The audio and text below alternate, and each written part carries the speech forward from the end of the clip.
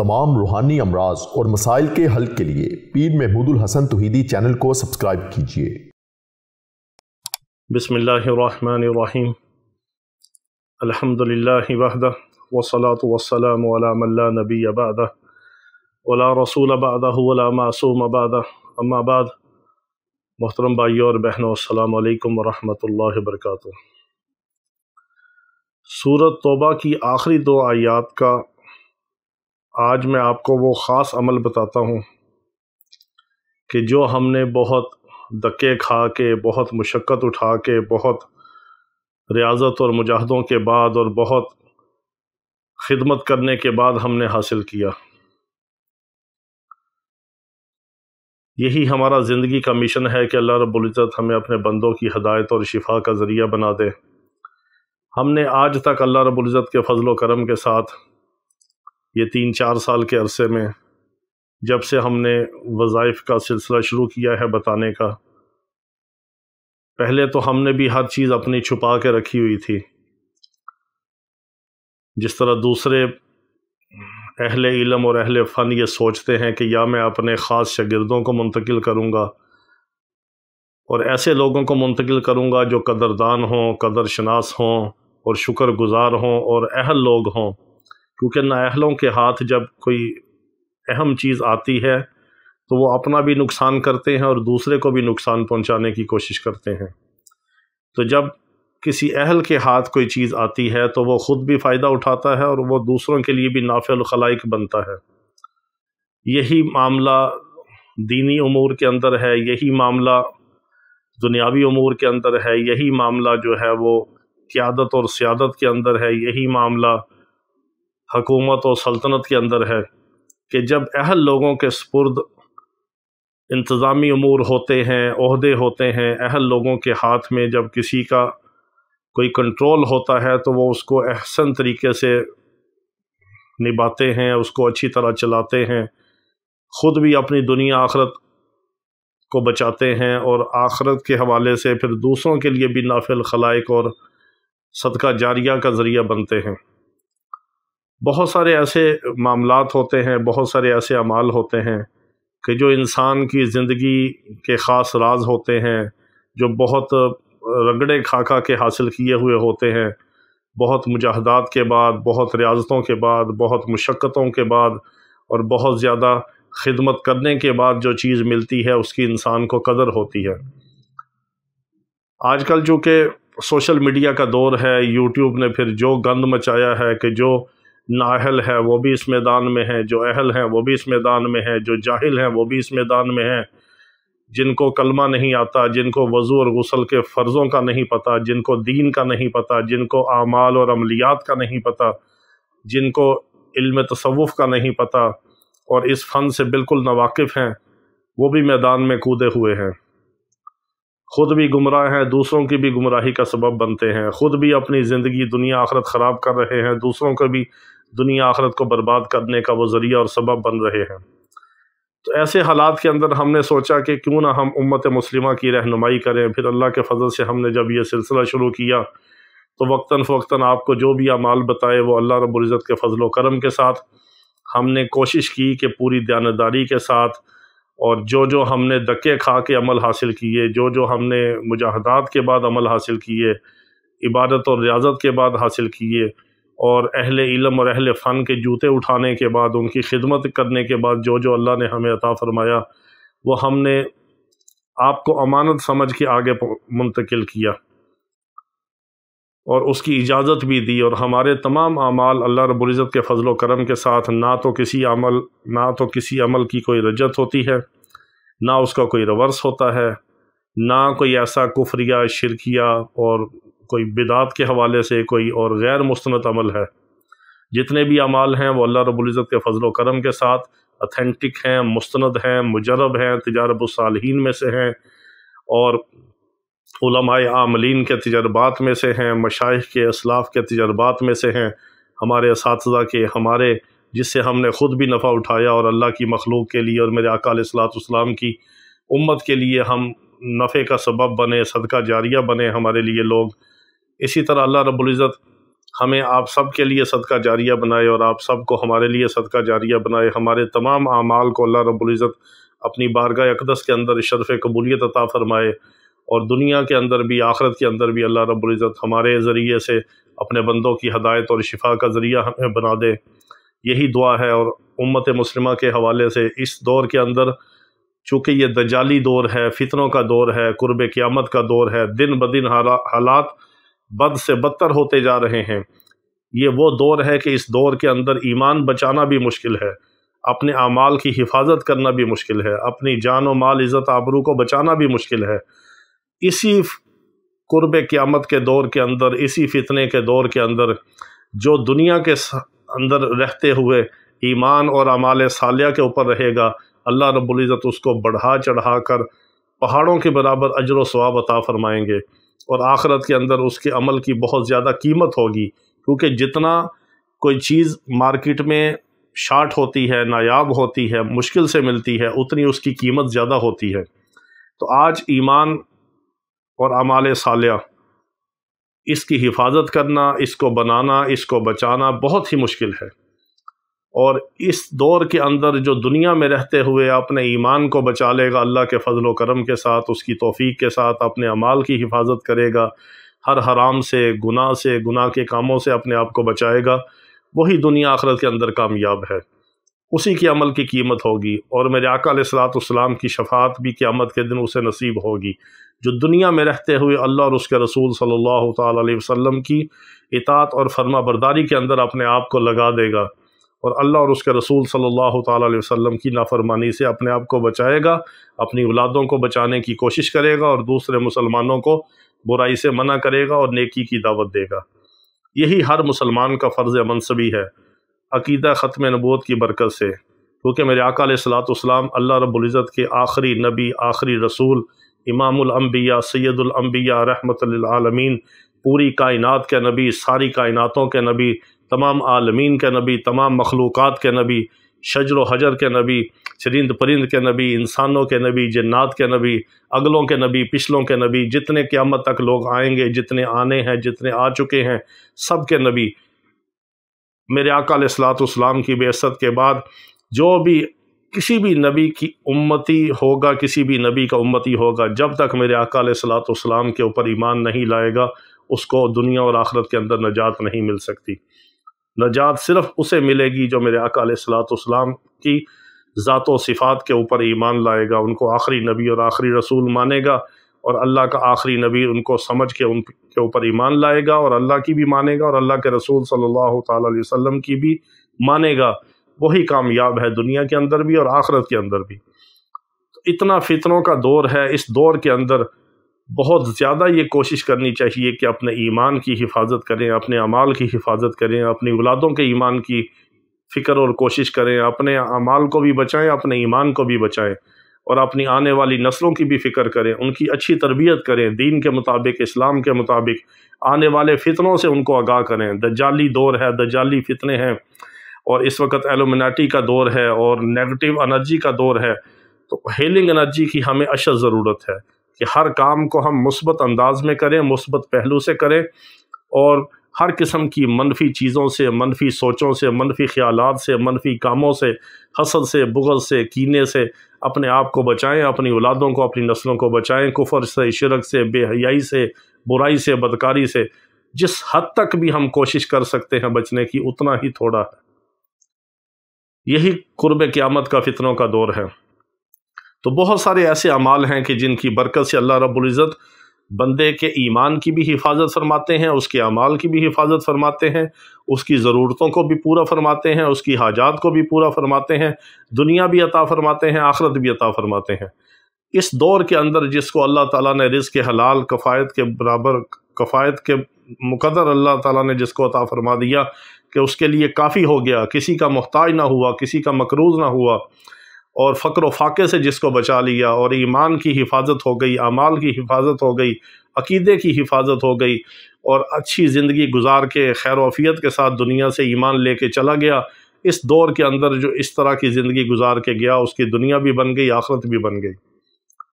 تو میرے بھائیوں، ایک تو اپنے ایمان کی، اعمال کی حفاظت کریں، ایک کفریہ، شرکیہ اور رسومات، بدعات، خرافات سے اپنے آپ کو بچائیں، اور اگر اعمال بھی کریں ایسے اوراد و وظائف کریں جن کا تعلق قرآن پاک سے ہو، بتانے والا میں ہوں یا کوئی اور ہو، ہم کسی بھی مسلمان کی نفی نہیں کرتے، کسی بھی مسلمان کو، کسی عالم کو، کسی دین کا کام کرنے والے کو، کسی خانقاہی نظام کے چلانے والے کو، کسی پیر کو، کسی مشائخ میں سے کسی کو، اہل اللہ میں سے کسی کو، کسی بھی مسلک کے عالم کو ہم برا نہیں کہتے۔ جو بھی دین کا کام کر رہا ہے، جس جگہ پہ کر رہا ہے، جس شعبے میں کر رہا ہے، اللہ رب العزت سب کے کام کو شرف قبولیت عطا فرمائے، اور اللہ رب العزت سب کو اخلاص عطا فرمائے۔ پتہ نہیں اللہ کے ہاں کس کا کون سا عمل کب قبول ہو جائے، اور ہم کسی کی برائی کر کے، کسی پہ تنقید کر کے، کسی پہ کیچڑ اچھال کے اللہ اور اس کے رسول صلی اللہ تعالی علیہ وسلم کی ناراضگی کا سبب بن جائیں۔ اس لیے دین کا کام کرنے والے، دین کے تمام شعبوں میں جہاں جہاں بھی مسلمان کوشش کر رہے ہیں، محنت کر رہے ہیں، جد و جہد کر رہے ہیں، دین کا کوئی بھی شعبہ ہے، کوئی بھی، اہل سنت والجماعت کے تمام مکاتب فکر، تمام مسالک، اور جتنے بھی مذاہب ہیں ہمارے، یعنی مذاہب اس کو کہتے ہیں کہ جو فقہ حنفی ہے، جو فقہی مذاہب ہیں، یہ دوسرے مذاہب نہیں۔ بعض لوگ اس پہ یہ فکر کرتے ہیں کہ شاید ہندو، سکھ یہ مذہب ہیں، ان کے دوسرے ادیان ہیں، وہ ادیان باطلہ ہیں۔ جو مذاہب ہیں یہ فقہی مذاہب ہوتے ہیں، جس طرح حنفی ہیں، شافی ہیں، مالکی ہیں، حنبلی ہیں، یہ سارے اہل سنت والجماعت ہیں۔ مسلمانوں میں سے، اہل سنت والجماعت میں سے دیوبند مسلک کے ہیں، بریلوی مسلک کے ہیں، اہل حدیث مسلک کے ہیں، اور چھوٹے موٹے جو اس طرح کے معمولی فروعی اختلافات کے ساتھ جو مسلمان دین کا کام کر رہے ہیں، اللہ رسول، اس کے رسول صلی اللہ تعالی علیہ وسلم کی ختم نبوت پر ایمان رکھتے ہیں، وہ سارے مسلمان ہیں۔ کسی کا بھی آپ جو ہے وہ فریق نہ بنے، بلکہ رفیق بنے، ان کے ساتھی بنے، ان کے معاون بنے، ان کے مددگار بنے۔ آج کا دور ایسا دور نہیں ہے کہ ہم اپنی جماعتوں کی دعوت دیں، اپنے فرقوں کی دعوت دیں، اپنے مسلک کی دعوت دیں، اپنی ڈیر اینٹ کی مسجدوں کی ہم دعوت دیں اور ایک دوسرے کی ٹانگیں کھینچے۔ آج تو کفر ہمارے سر پہ چڑھا ہوا ہے۔ آج تو ہمیں سب کو مل کے اسلام کی دعوت دینی چاہیے، اور اسلام کی خاطر اپنے آپ کو، اپنی جان، مال، وقت کو پیش کرنا چاہیے، اور مسلمان بن کے چلنا چاہیے، اور مسلمان بن کے رہنا چاہیے، اور امت واحدہ بن کے ہمیں رہنا چاہیے۔ پھر ہماری نجات ہوگی، پھر دنیا اور آخرت کے اندر ہم کامیاب ہوں گے۔ جب تک ہم امت واحدہ تھے تو اللہ کی مدد اور نصرت ہمارے ساتھ تھی۔ جب ہم ٹکڑوں میں بٹ گئے، ہمارا اتحاد ختم ہو گیا، ہم مسلک کے نام پہ کئی ٹکڑوں میں بٹ گئے، ہم اپنی جماعتوں کے نام پہ، سیاسی جماعتیں، مذہبی جماعتیں، دینی جماعتیں، ٹکڑے در ٹکڑے ہو گئے۔ پھر آگے مشائخ کے جو سلسلے ہیں تصوف کے، جہاں ہم ٹکڑے در ٹکڑے ہوئے، وہیں ہماری بربادی کا آغاز ہو گیا۔ تو آج بھی اللہ رب العزت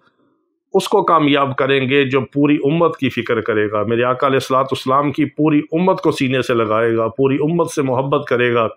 پوری امت کے لیے خیر خواہی کرے گا، امت کے لیے دعائیں کرے گا، امت کے لیے اللہ سے مانگے گا، امت سے محبت کرے گا، اس لیے کہ جو بھی امتی ہے میرے اللہ کو ماننے والا ہے اور میرے آقا علیہ الصلوۃ والسلام کا کلمہ پڑھنے والا ہے، وہ ہمارے سر کا تاج ہے، ہماری آنکھوں کا تارا ہے۔ آج اس چیز کی اشد ضرورت ہے جو ہمارے اندر بہت بڑا فقدان ہے۔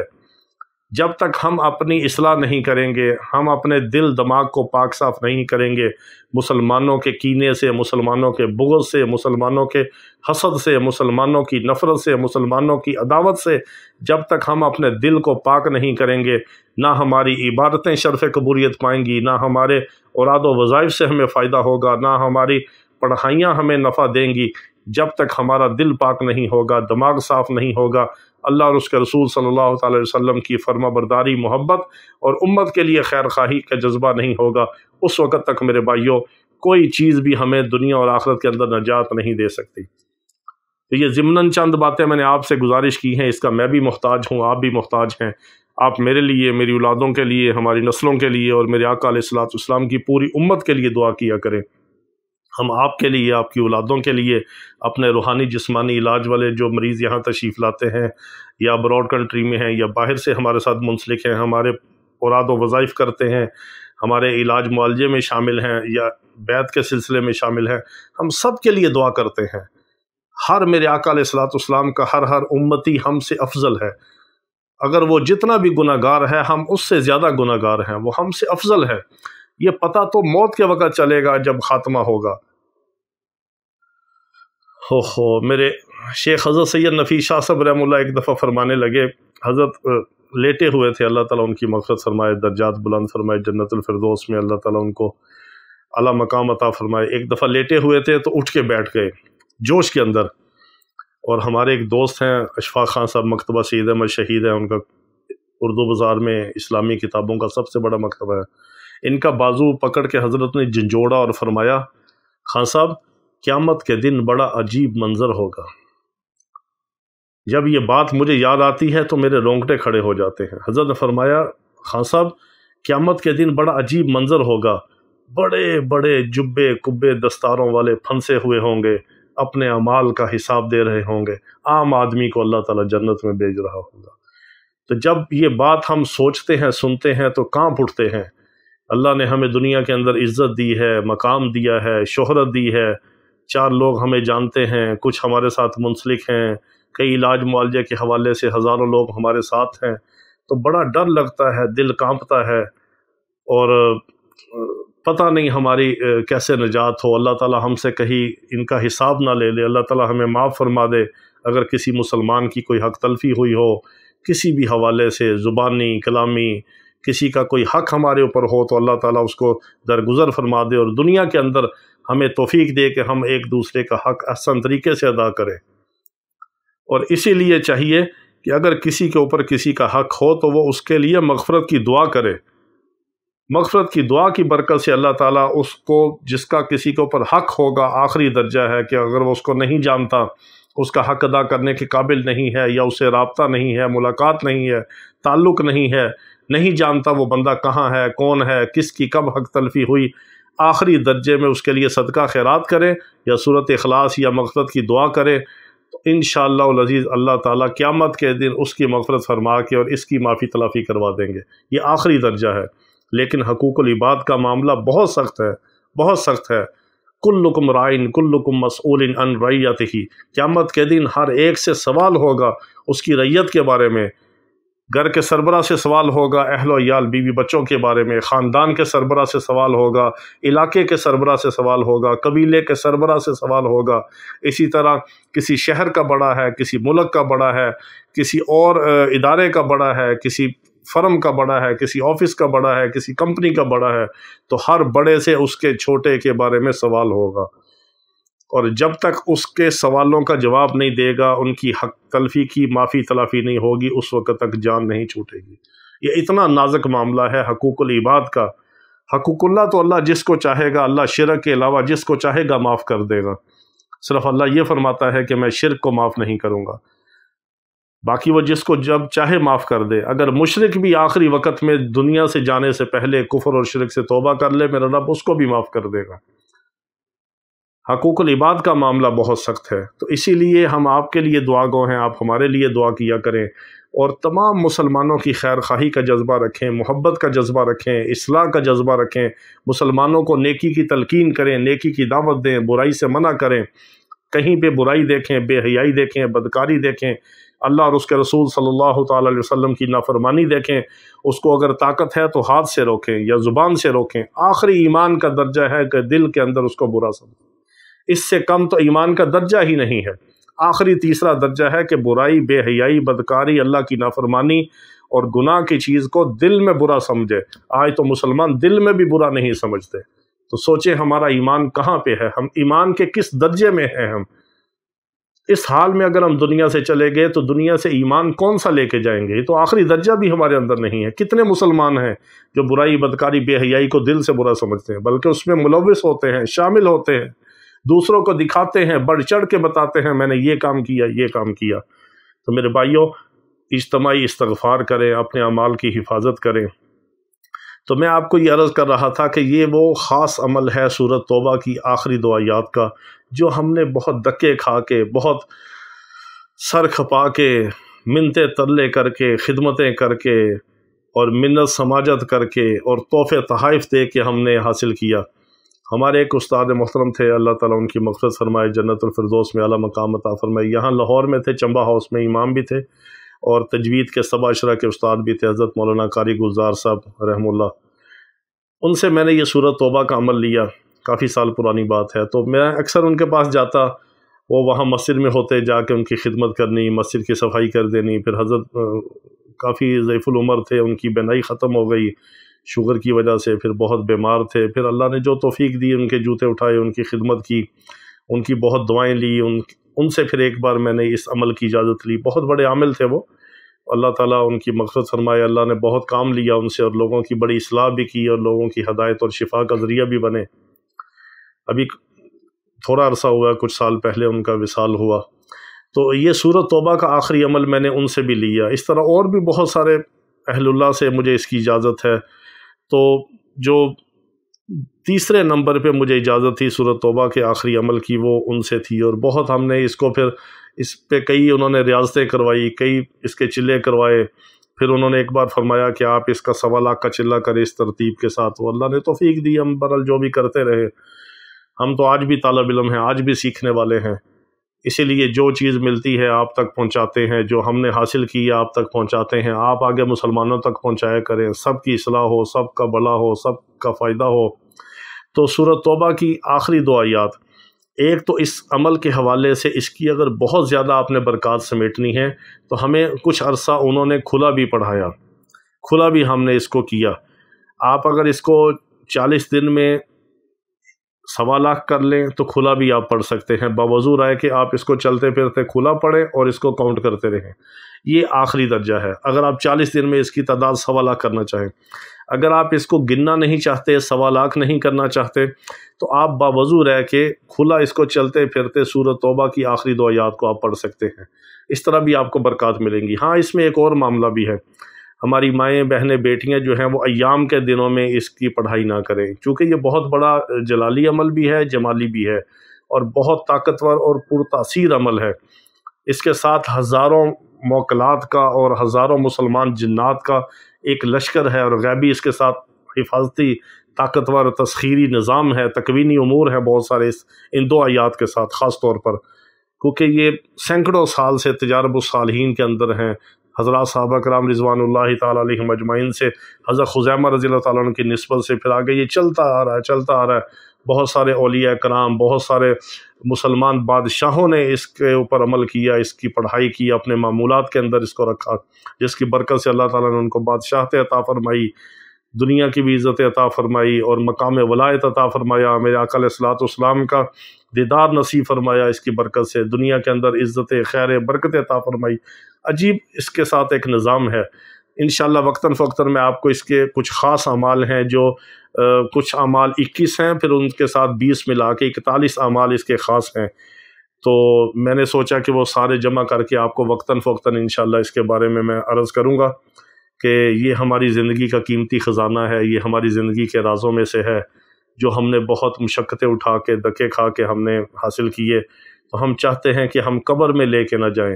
بلکہ آپ کو دیں، آپ آگے مسلمانوں کو دیں، نسل در نسل یہ چلے، اور ہمیں دنیا سے جانے کے بعد، قبر میں جانے کے بعد بھی اللہ رب العزت ہمارے لیے یہ ساری پڑھائیاں، اوراد و وظائف مسلمانوں کے لیے کہنا سننا، اللہ تعالیٰ یہ ہمارے لیے صدقہ جاریہ بنا دے۔ تو اس کی دونوں ترکیبیں ہیں اس عمل کی جو آج میں آپ کو عرض کر رہا ہوں۔ ایک آپ 40 دن میں یا 70 دن میں اس کو باوضو رہ کے چلتے پھرتے پڑھ کے اس کو کاؤنٹ کر کے آپ 1.25 لاکھ بھی کر سکتے ہیں، 70 دن کے اندر بھی کر سکتے ہیں، 40 دن کے اندر۔ دوسری یہ ہے